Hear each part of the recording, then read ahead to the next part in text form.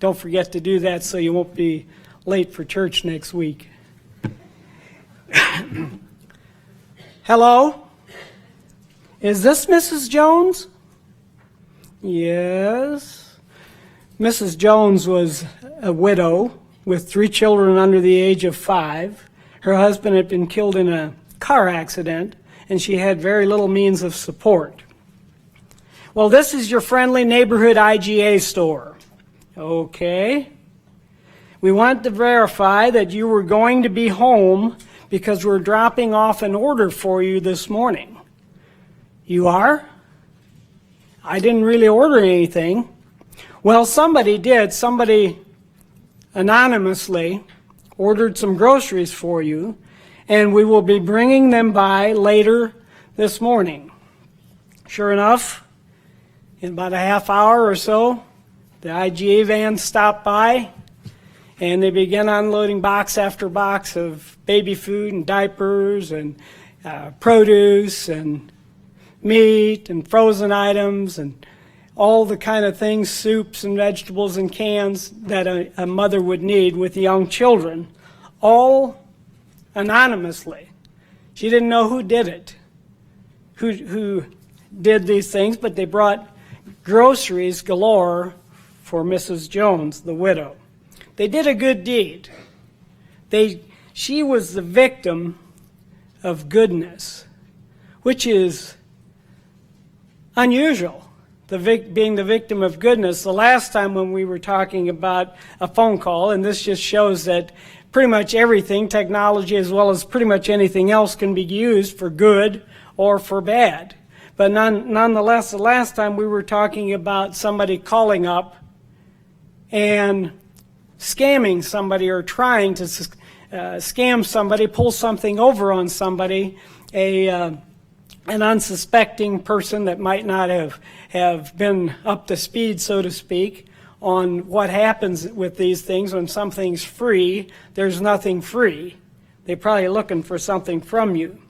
But goodness and evil, and the last time we were talking about evil, and today we're going to talk about goodness. I thought the sermonette dovetailed nicely into the topic that I wanted to talk about as well.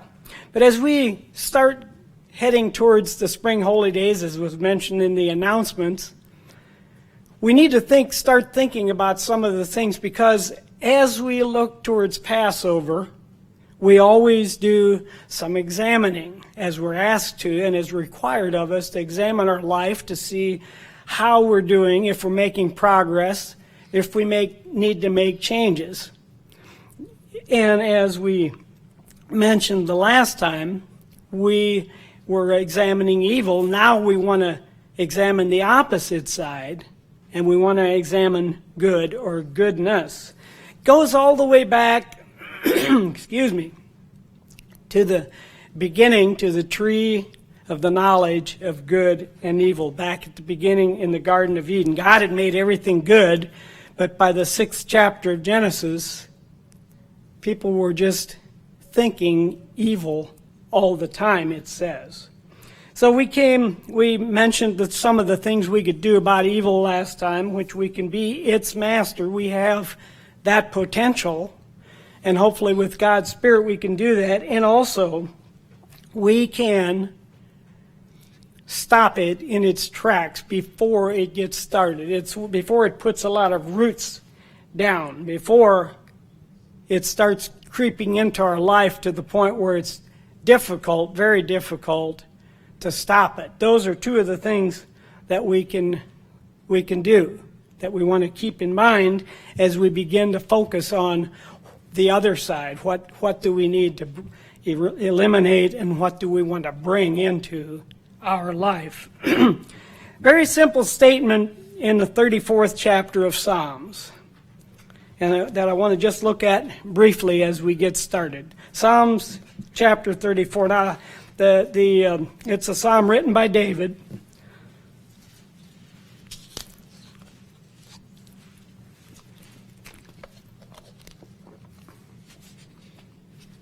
It's written, by David, and it has a number of things in it that talks about God and ourselves, God's protection. Verse 7, he says, the angel of the Lord encamps all around those who fear him and delivers them. The eyes, in verse 15, of the Lord are on the righteous. The righteous cry out in verse 17, and the Lord hears. Many are the afflictions of the righteous, verse 19, but the Lord delivers him out of them all. So it has some very encouraging parts to it, but it does have one thing that it states that we are to do.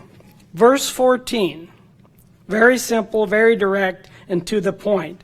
Verse 14 says, depart from evil and do good. That's our charge. Depart from evil and do good. We saw here God is good, but man basically is free. And we are not free if we're not also free to do evil as well as good. We have to make the choice. We have to decide. It's up to us. God is good, man is free, but it's up to us to decide and determine whether or not we're going to do evil or whether we're going to do good. But what exactly is goodness? Well, the basic root definition of goodness in the Old Testament, in the New Testament, in your Funk and Wagnalls or your Merriam-Webster dictionary or on dictionary.com, the basic principle or the basic root of goodness is kindness. The basic root and principle of goodness is kindness. And it runs throughout the Bible, it runs throughout the Old Testament and the New Testament. But is it good intentions? We intend to do good? Is that enough? That's sort of what we get sort of from a lot of our politicians. They tell us all kind of good things they're going to do, but rarely materializes. It seems like once they get in a position to implement it. But that's what they promise, good intentions. But is good intentions good enough? Is goodness, though, actions? Is goodness actions? I want to take a closer look today at goodness, what it really is. Evil, as I have said before, comes naturally. It's pretty easy. It's the path of least resistance. It's sort of downhill all the way. Evil comes naturally, but goodness has to be worked at. It has to be developed. It has to be practiced. I've put the title for this message, For Goodness Sake. For goodness sake. Question also, do we judge ourselves by the same standards that we judge others? Because most of us, I was reading a report where somebody had asked their children, and it was a group of people, it was more than just one person. They had asked their children what they would like, what they think their parents mostly would like them to be. And there were things like successful, wealthy, happy, and a whole host of things along with that was good. Most children, they said, or most people had an answer other than good, that their parents would like them to be something, one of those other choices other than good, because we normally and naturally think of ourselves as good. We don't necessarily think that about other people. We think of ourselves as good, but we don't think of those around us necessarily as being good. And that's why we would think maybe our parents would want us to be happy, or our parents would want us to be successful, or our parents might want us to be any of a host of other things that we can think of and throw in there. But when it comes right down to it, the basis of it all is do unto others like you would like them to do unto you. And that's why we think of ourselves as good and others maybe not always. That's from Matthew 7:12, the Sermon on the Mount. But I'd like us to come away today with three things that we can look at, practice, use to develop and become better, to develop goodness or to develop good, to more clearly understand what goodness is. And to do this, I want to take two examples, one from the Old Testament and one from the New Testament, that I want to take a little closer look at. I was a little bit afraid when he started that the person doing the sermonette was going to do just what I was going to do, but turns out he took maybe a right turn, or maybe he went straight ahead and I'm going to take a right turn or whatever, but we're going to do a little bit different angles on a similar subject. The New Testament example that I want to use also involved, as he started out with, Jericho.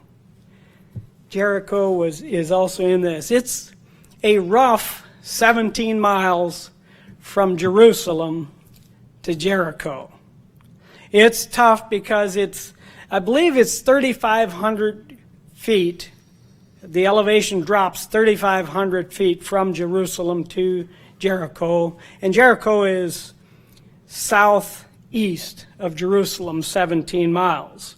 But the road is so rough and so rocky and so twisted, and it was at that time. I think there are highways now, but at that point, that wasn't the case. People walked. And normally, people did not walk by themselves from Jerusalem to Jericho. Most of the time, they would go in groups because it was so dangerous. There were big boulders and twists and turns. You could get hurt just walking down to Jericho. But the big problem was thieves and robbers and bandits would hide behind the big boulders. And if you were by yourself, they'd overpower you. And they would cause you a great deal of pain and distress. Excuse me. It happened to a Jewish fellow. He did that one day, and he paid the price for it. It starts out in Luke, the 25th chapter. I'm sorry, Luke, the 10th chapter. Luke 10. And there's a backdrop to the story. The story is told as an illustration, or as to make a point that Jesus Christ was making, an illustration of a point that Jesus Christ was trying to make to a question that he received. He had sent out 70 of his followers, disciples, ahead of him as emissaries, or to prepare the way for him to cities that he was going to go to. And he sent them out 2 by 2, so there were 35 pairs of people that went to towns and so on that he was going to be coming to, sort of the lay the groundwork or make ready for Christ coming to that particular town. And here in verse 25 said a certain lawyer. Now this lawyer was not, with the firm of Damiano, Jones, and whatever, but he was a lawyer of the law, lawyer of the God's law, lawyer that understood the Torah, which is the first 5 books of the Bible. That's what he studied. He was a professional, and he was an expert in the law of God, and probably by this time he was an expert in some of the things that had been added to the law of God, and it had been expanded. They seemed like every law that was made had to have a law to define it and explain it, and then that law had to have another law to define it and explain it, and so on, till they had, seemed like hundreds of laws that to define and help to understand the laws that God had given. But that was his specialty and his expertise in verse 25. It said, "Behold, a lawyer stood up and tested him, saying, 'Teacher, what shall I do to inherit eternal life?'" That's a good question. That's a valid question, and he was talking to the right person for that, to get the answer to that particular question. And in verse 26, Jesus Christ said to him, he turned it back on him. He said, "You're the expert. What do you read in the law? What's your understanding of it? What is your reading of the law. He wanted to see what this young man, or I'm assuming it was a young man, had to say, how he understood and interpreted the law. So he answered and said, verse 27, "You shall love the Lord your God with all your heart, with all your soul, with all your strength, and with all your mind, and your neighbor as yourself." Now we think of the do unto others as you would have others do unto us, or me, or you. We think of that sort of as a New Testament thing, but those two fundamental principles of loving your Father, God, loving God like above all else, and loving your neighbor as yourself is an Old Testament principle that was in the law from the beginning. And he quoted that. He was familiar with that. So Christ said to him, "You have answered rightly. Do this, and you will live." Now there are a lot of people have a little bit of issue with that, commentators and so forth, because they look at this, well, isn't that sort of salvation by works?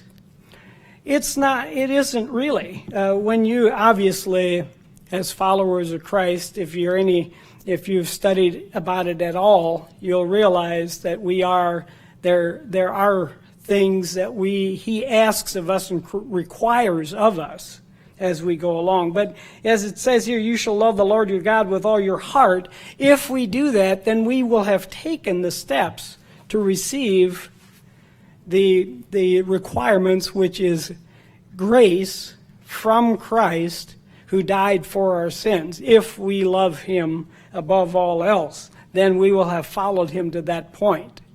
So it's not just that it's not a salvation by works thing, but there are things that we are required to do, or that we are asked to do if we are going to be followers of Jesus Christ. It says if you want to follow me, you have to deny yourself, which is that part of the goodness equation that has to be worked at.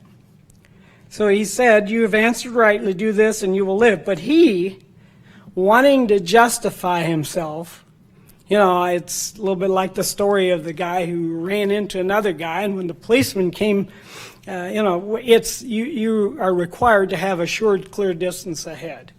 So if you hit somebody in the back, you're at fault. Well, when the policeman came, he said, "I'm not sure how fast that guy was backing up, but boy, he was moving."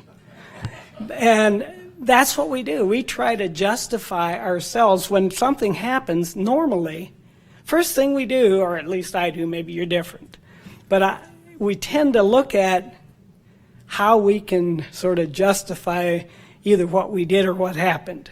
And that's what he was doing here. He wanted to justify himself to Jesus. Here's my out. Who is my neighbor? If the fellow standing next to me is my neighbor, then the guy at the back door probably can't be my neighbor, correct? Well, Jesus gave an illustration here, which is what the main body of what we're going to look at for the New Testament example here. He gave an illustration, and Jesus answered and he said,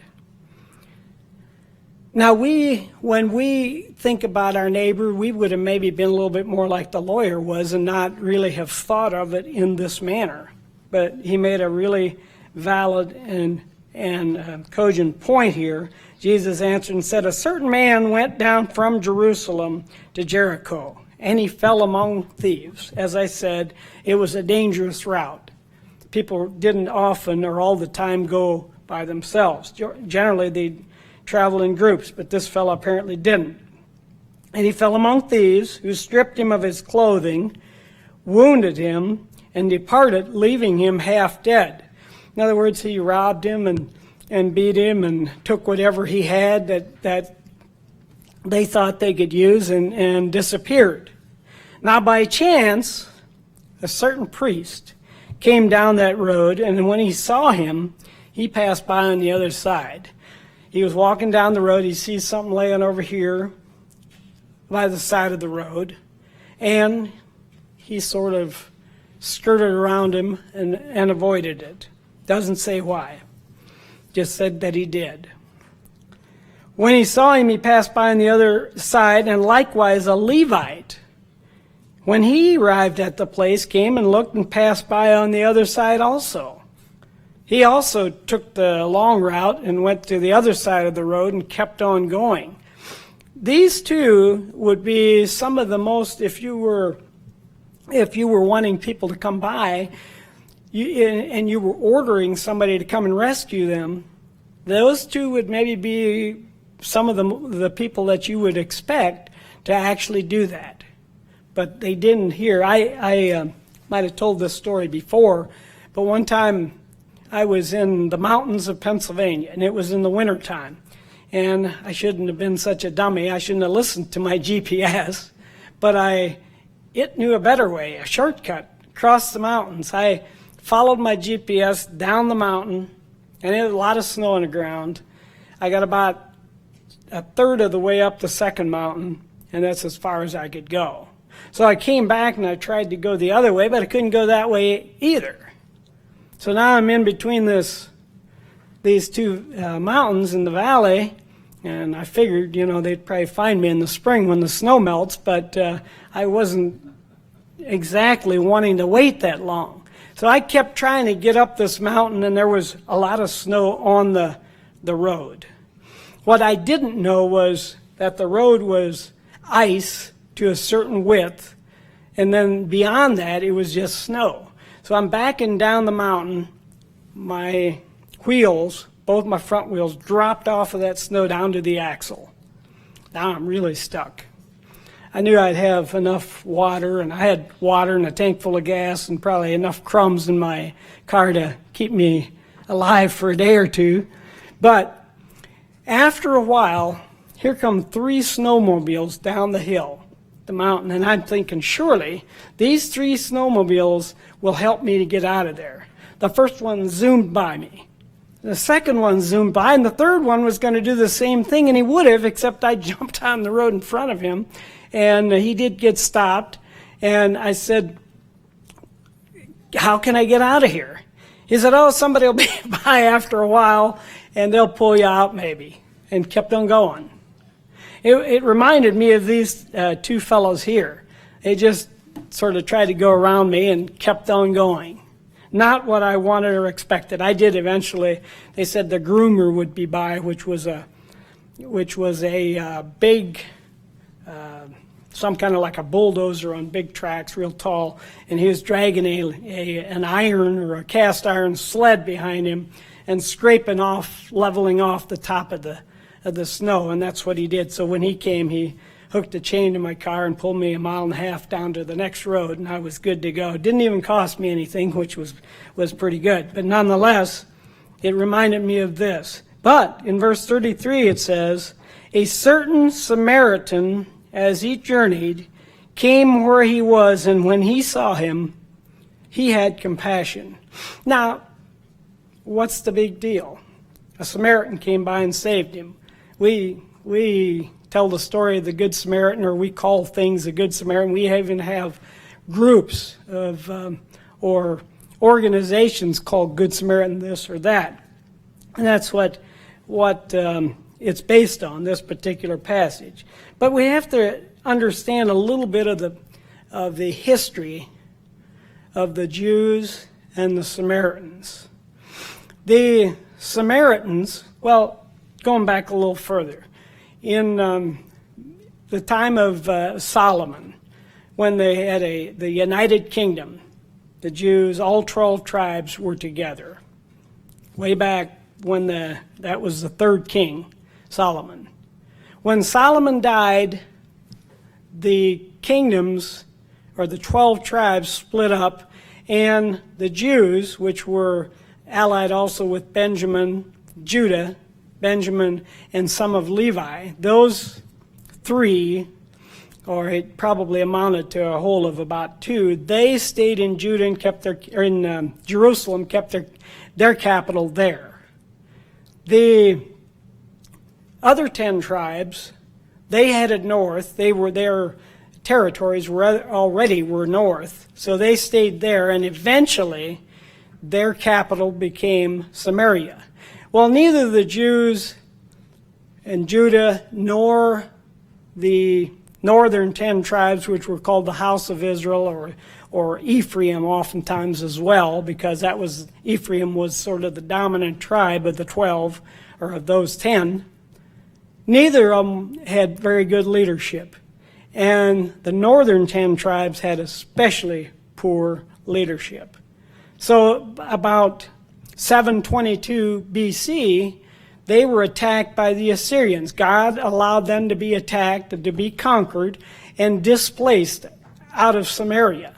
Samaria was a town, but it also, by this time, had become an excuse me, an area as well.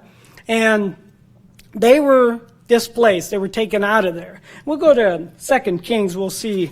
Just keep your hand here in Luke 10, but we'll go back to 2 Kings. And we're heading to chapter 17. 2 Kings 17. And we'll begin in verse 23. Actually, we could, we're not going to, but we could actually read the whole chapter, because it gives us a history and of not just what happened, but why it happened. But in verse, let's start in verse 21. It said, "And he, that being God, tore Israel from the house of David." That's when they split up and made Jeroboam the son of Nebat king.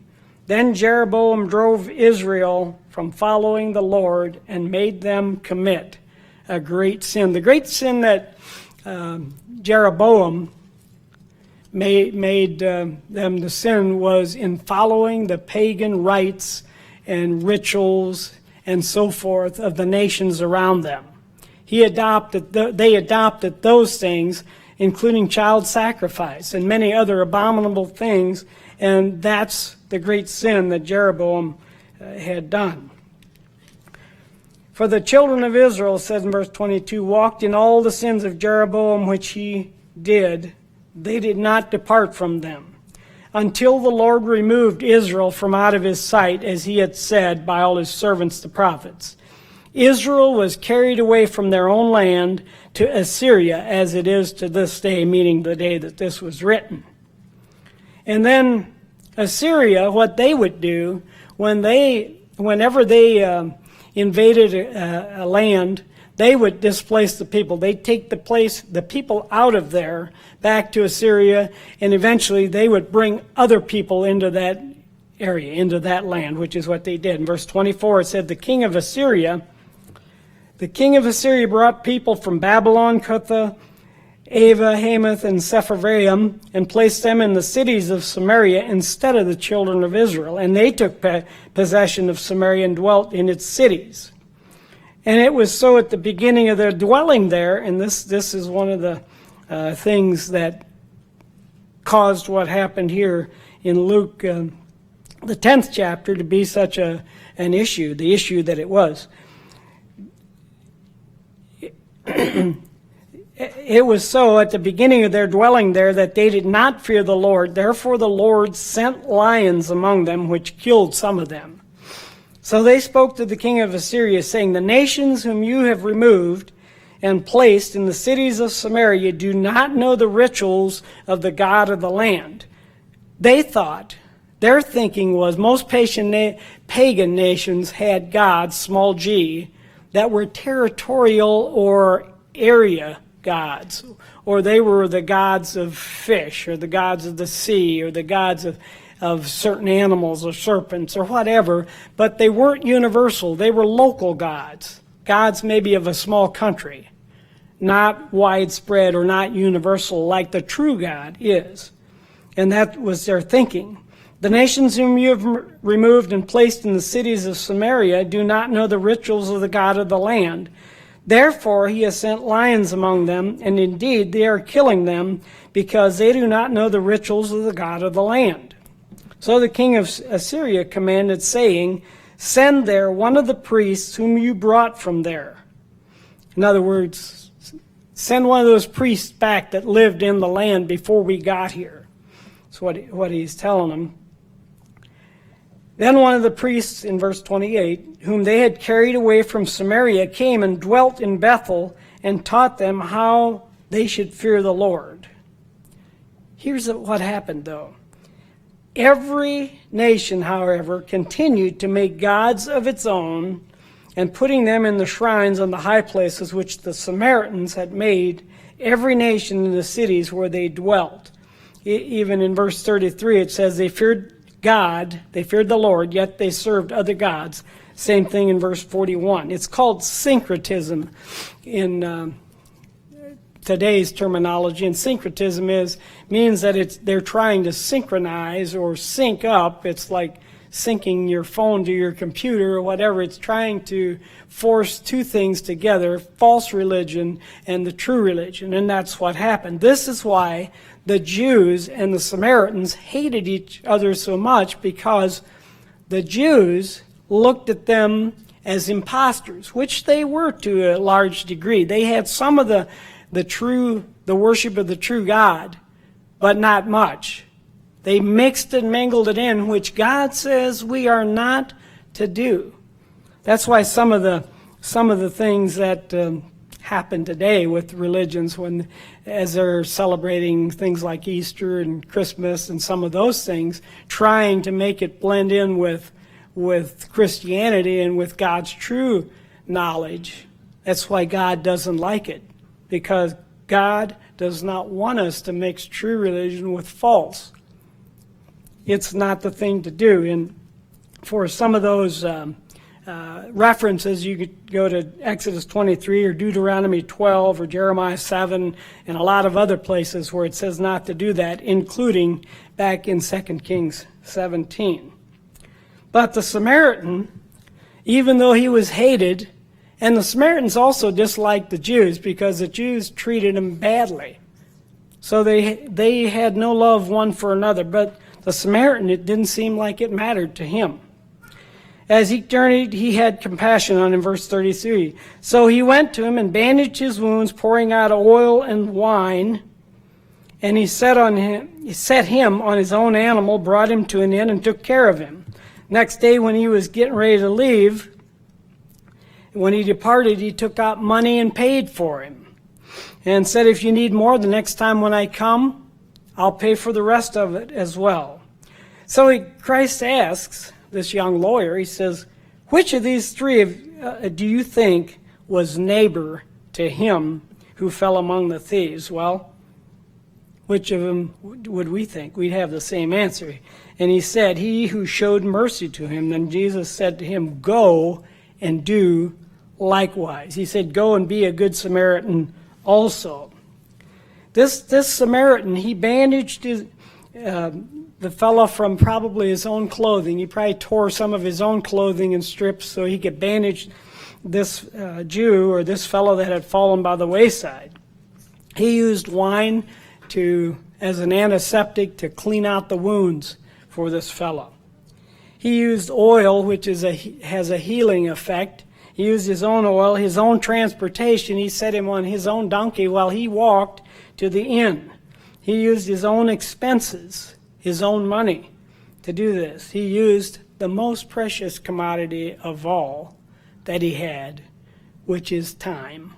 He used his own time, and it's often pretty simple and easy to say that I just don't have time. I just don't have time to do goodness. I don't have time to do good deeds. I don't have time to do these things that probably I should. But this particular event, is a great example of goodness in action, goodness exemplified. The next thing that I want, that I want to talk about, and I'll ask you a question. Could you find a suitable mate for your son or daughter? I know I'm pretty sure that sometimes some of us might have wanted to do that or think we could probably do a better job than our kids could. I'm guessing because maybe that's what I would think, that we could do a better job finding a mate for my son, my daughter, than they can. It's probably in the back of our mind. But how would we go about doing that? A good one. How could we find them a good one or the right one? Well, there's a pattern for that, and it's in Genesis, the 24th chapter.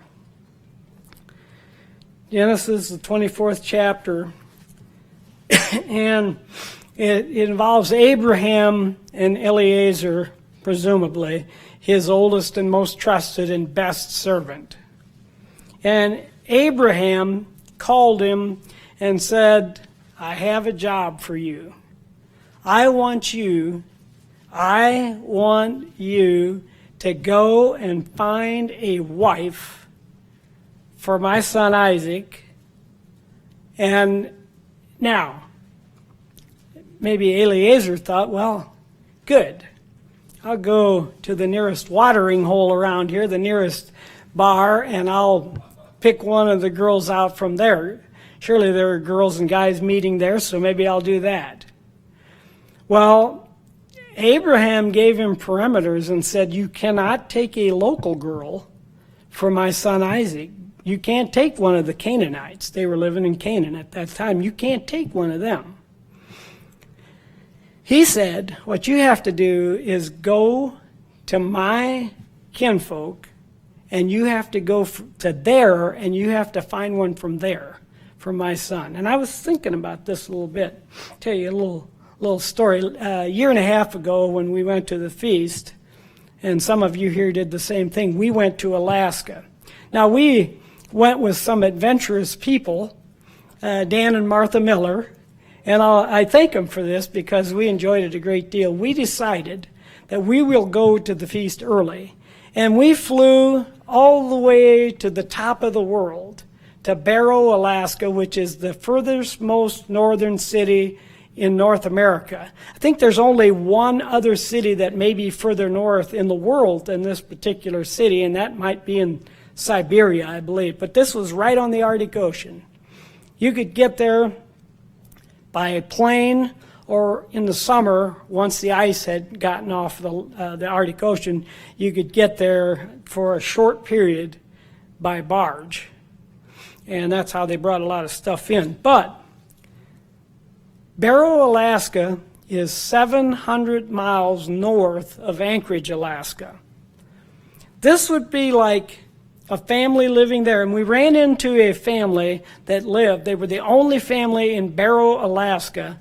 They were living in Anchorage at this by now. But they were the only family in the church that lived in Barrow, Alaska, which Barrow, Alaska has about 4,700 people. They were the only ones living there. It would be like that fellow taking one of his servants or one of the people that worked for him and said, John, I want you to take the dog sled and head to Anchorage to where there is a church and bring a wife back for my son. To bring a wife back for my son. That's sort of the equivalent of what this was. It was 700 miles back for Eliezer to get to Nahor, Mesopotamia, where Nahor, the family of Jacob, resided, where they had been. It was approximately, give or take some, around 700 miles to go there one way and then back. And of course, I should have turned there while I was talking. I'll get there. Where did I say it was? The 24th chapter of Genesis, right? We can get there to the story. But he must have been a very trusted servant, because it looks like here in verse, let's see, where are we at? Well, we'll read a couple of the beginning verses. Abraham said to his oldest servant, in verse 2 of Genesis chapter 24, who ruled over all that he had, please put your hand under my thigh, and I will make you swear by the Lord. Now that's an interesting expression. We won't go very much further, but you can do some research and find out what exactly that meant and what was done. And I got this task for you, that I will make you swear by the Lord, the God of heaven and the God of the earth, that you will not take a wife for my sons from around here, the Canaanites, from the daughters of the Canaanites among whom I dwell. But you go to the country of my father and take a wife for my son Isaac. But the servant said, and this is what I would have thought right off, even if I find someone, perhaps she won't want to be willing to follow me back to this land. Then what do I do? Must I take your son back to her? In other words, if I'm in Barrow and I go to Anchorage, do I have to then come back and get your son and take him to Anchorage if she won't come to Barrow? No, he said, that's not going to do. Abraham said in verse 6, beware that you do not take my son back there. So there was narrow guidelines. You go and get somebody and you bring her here. The Lord God of heaven, who took me from my father's house and from the land of my family, and who spoke to me and swore to me, saying, to your descendants I will give this land. He will send his angel with you. He will send his angel, and hopefully you'll have success. If the woman isn't willing to follow, then you are free from this particular oath that you swore. So the servant, as I said, he seemed like he had a lot of authority, and he was a good servant, his oldest servant, and had spent a lot of time with him. The servant had said, took 10 of his master's camels and took off. Now, it makes this seem like, in verse 10, that it just happened, boom, overnight. But it probably took close to 30 days, at 25 to 30 miles a day, I think it was. It would take about a month to get there from where they were to go to Nahor, Abraham's brother, and his family to find somebody for Isaac. So it wasn't like it just, boom, happened. It took a while. So he got there. In verse 11, he made his camels to kneel down outside the city by a well of water at evening time, the time when women go out to draw water. I mentioned before that he was going to go to a watering hole to get a wife for Isaac. Well, he did. This is a watering hole, not the kind I was talking about before, though, where you get drinks and where men and women mingle. It wasn't like that. It was a well, because wells were precious. But here is where goodness comes in. And we'll look at it a little more closely and look at what he did, what this servant of Abraham's did to pick a wife for Isaac. And he was a great servant because originally, before Isaac was born, he probably would have been the heir to all of Abraham's wealth and all of his belongings, all that he had. But now, after Isaac was born, he lost all that. But he still was a good and faithful servant, and it's a lesson in itself in how to treat others, or how to. It says if you're doing anything working for somebody else, you are to do it as unto the Lord, and that's what this servant did. But here is what he did. He had criteria. He had guidelines. He made up a way to pick somebody that had goodness. He didn't just pick anybody.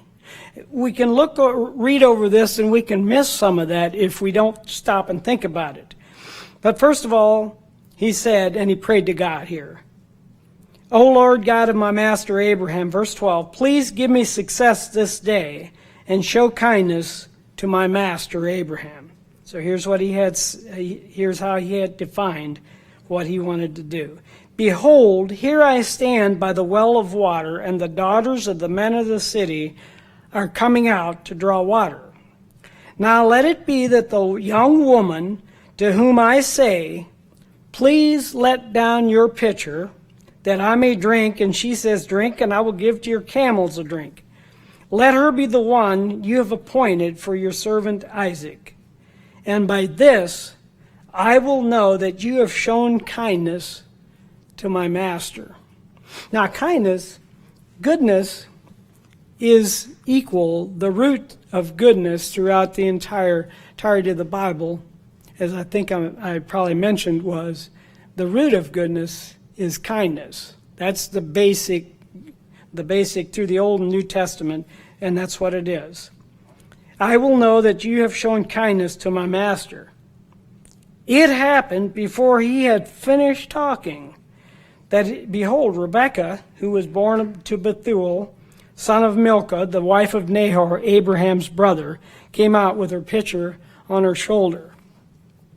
Here it is. Here we can, the metal hits the road here, or the rubber rather hits the road here. This is what's going to tell whether or not this is going to be successful or not. It says, now the young woman was very beautiful, which was another plus for him.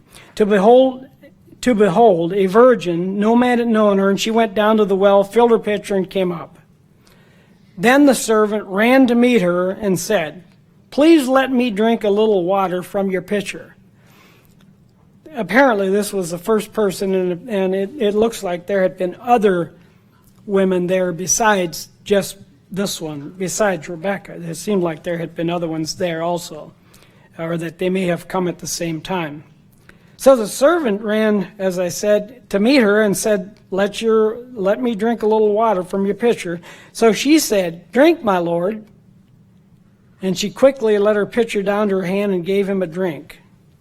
And when she had finished giving him a drink, she said, I will draw for your camels, water for your camels also, until they have finished drinking. I don't know how much you know about camels, but camels are big animals, and camels can drink a lot of water.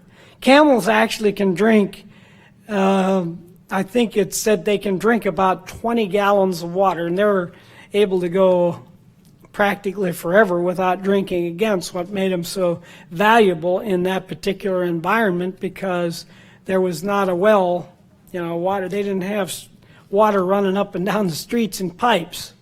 They had to find water everywhere they went. So if he had 10 camels, if they only drank half of that much, it would be 100 gallons for 10 camels. If they only drank 10 gallons per camel, it would be 100 gallons. Each gallon, you probably know, a gallon of water weighs 8 pounds. So that's 800 pounds for this young woman to carry back for the camels. It's not an easy task, and it's also not a job that can be done quickly.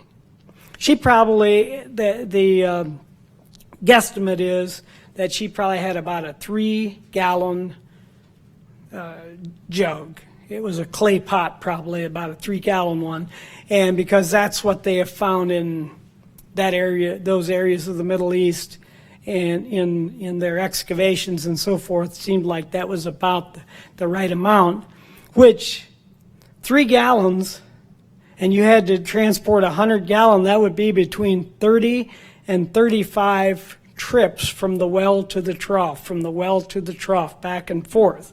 30 to 35 trips, and I figured out it would probably take close to an hour and a half, possibly even over towards 2 hours to do that.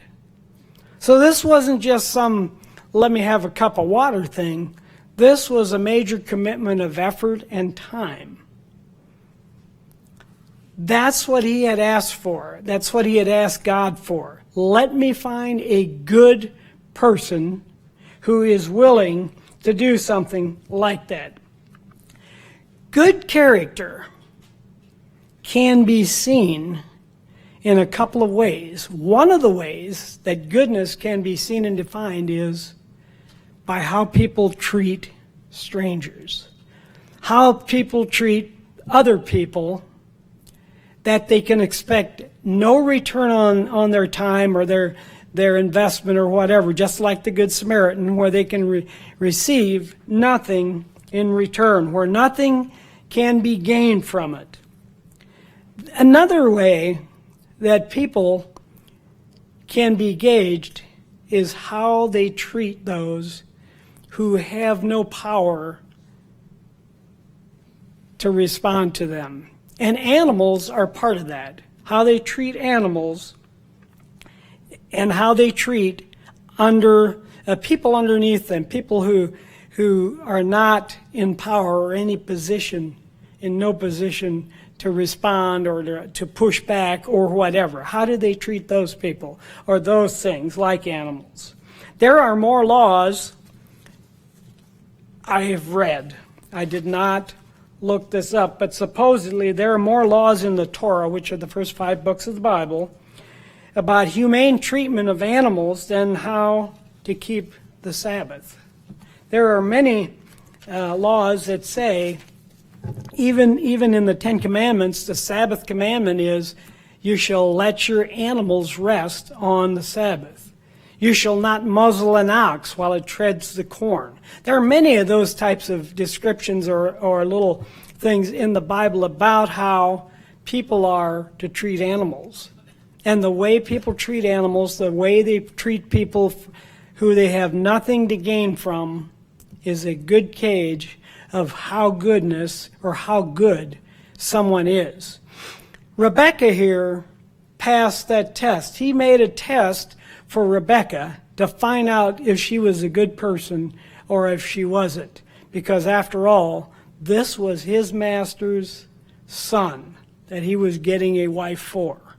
Now maybe we, as I said, maybe we figure we could get better ones than our kids could, but in this case, this was a very serious issue that Isaac was, or that the servant of Abraham was performing for his master.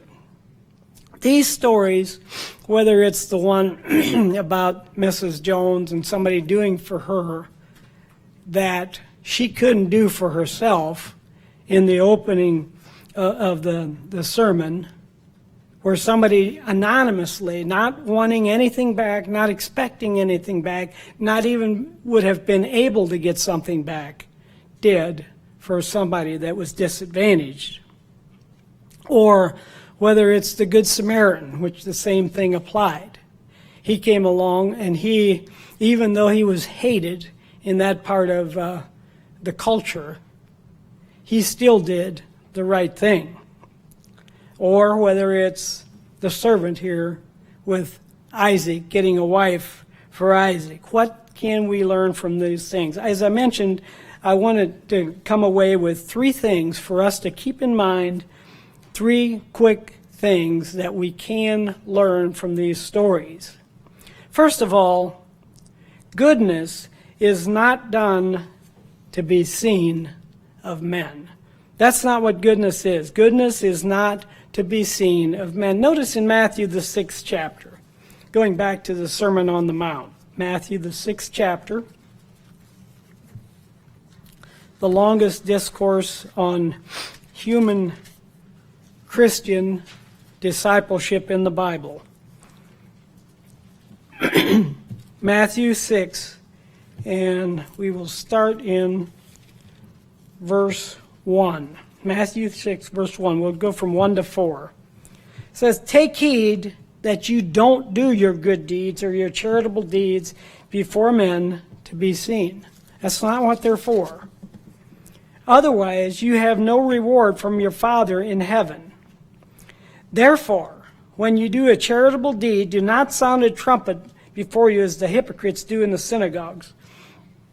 Apparently, some of the Pharisees, I don't know about some of the other scribes and Pharisees and Sadducees and so on, but they would, if they were going to be doing some giving money or whatever, they would make a big show of it and do it with fanfare and loudly and so forth, so that people would notice what a great person that is as he put in his money or when he was doing a charitable deed of some type.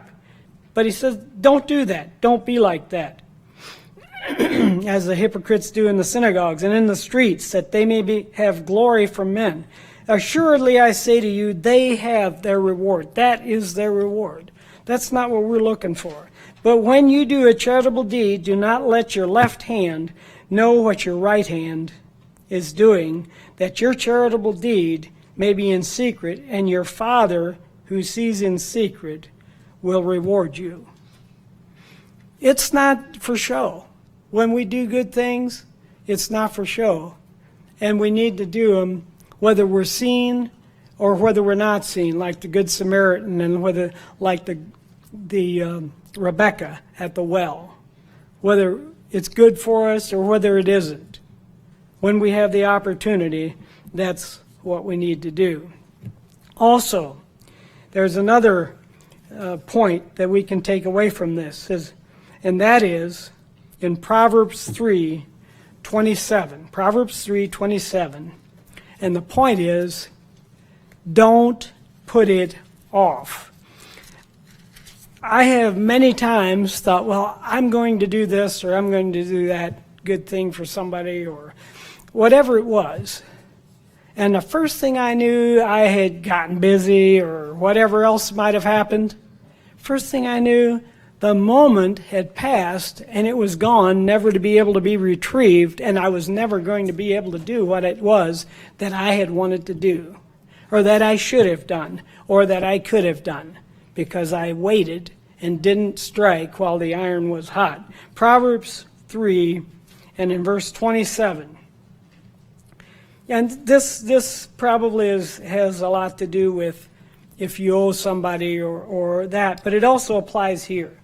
Verse 27 says, do not withhold good from those to whom it is due when it is in the power of your hand to do it. Do not withhold good from those to whom it is due when it is in the power of your hand to do it. Do it now. Don't put it off. If it's there to be done, do it now. Do it now. The third point goes to James, the 2nd chapter. James 2. James is such a great book with practical ideas, practical instructions for us to do, to run our life. It's in some ways it's a little bit like Proverbs, a lot shorter, but in some ways it's a little bit like Proverbs in that it has a lot of good things that we can learn from it on what to do and how to do things. It's practical. It's a pragmatic book. But it starts in verse 14. And the point is, do what's in front of you. We can have the opportunity to run all over the world looking for good things to do, but what we need to do is do what's in front of us. I'm not saying that we shouldn't go maybe off to some other country to help with some good works and so forth. That's not the point of this, but there are many, many places and times and ways that we can do goodness and good things right in front of us. Oftentimes, most times probably, we don't even have to go looking for them. We hear about it, we see about it, like the Good Samaritan. He came down the road, there's a man who needs help, I'm helping him. That's the point. In verse 14 it says, James 2, what does it profit, my brethren, if someone says he hath faith, and this is talking about our faith, what we believe, but it applies here for the same reason. If someone says he has faith, but does not have works, can faith save him? If a brother, and here it gets to the point a little bit more, if a brother or sister is naked and destitute of daily food, like the widow Mrs. Jones, and destitute of daily food, and one of you says to them, somebody comes to the door and knocks on your door and says, I'm just about to starve, I need something. And you tell them, be warmed, be fed, close the door in their face, be on your way. What good is that? But you do not give them the things which are needed for the body. What does it profit? What good is that? There's no good in that. There is no good in that. Thus also faith by itself, if it does not have works, is dead. But someone will say, you have faith and I have works? Show me your faith by your works, and I have works. Show me your faith without your works, rather. Verse 18, and I will show you my faith by my works. by the good things that I do is how I will show you what I believe, is how I will show you what's the right thing to do, what's the thing that will help people, will help others. So on our journey to Passover and the days of unleavened bread, and as we're looking for things in our life to maybe some things to root out and others, because we are to take in unleavened bread for 7 days, as we do that and as we want to change our life and improve our life and become better people, look at some of those things. Look at what some of the things that we can do, the good things that we can do, the goodness that we can do, that we can learn from His. These are some pathways to show us the path to goodness. We can decide to take action. We can decide to take action right away. When we see a need, we can decide to do it right now. And because goodness is the right thing to do. Good intentions, as we read it here in James, are not enough. Be warmed and be fed will not cut it. It won't get the job done. It won't help anybody. So what really is goodness? Goodness is kindness plus action. Goodness is kindness plus action. And goodness is only good if it's practiced.